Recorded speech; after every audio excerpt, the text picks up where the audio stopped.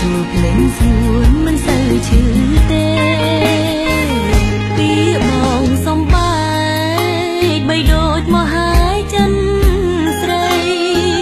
អូនអងវត្តថ្លៃនៅតែគ្មានន័យព្រោះបងស្នេហ៍គេពីថ្ងៃនេះតើអូនត្រូវរស់នៅក្នុងទុក្ខអន្លហើយរួចជាអ្នកចាញ់ក្តីស្នេហ៍ព្រោះគ្មានមេអូនមានតែយ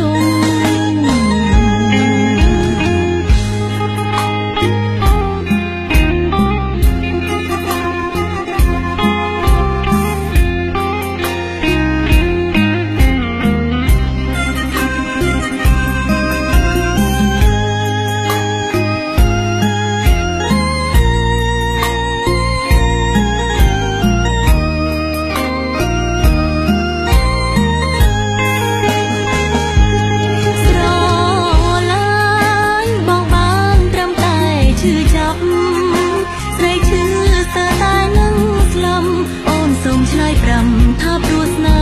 ហ៍ស្ងួនបើមិនស្មោះទេម្ដេចក៏មានមេមិនប្រាំអូនមុន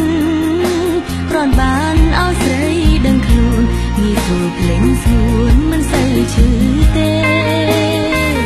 ពីបងសំបែកបីដូចមកហើយចិនស្រីអូនអងវត្តថ្លៃនៅតែគ្មានន័យព្រោះបងស្នេហ៍គេពីថ្ងៃនេះតើ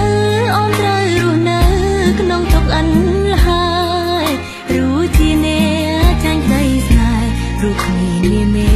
អូនមានតែយំប្រាប់បេះដូង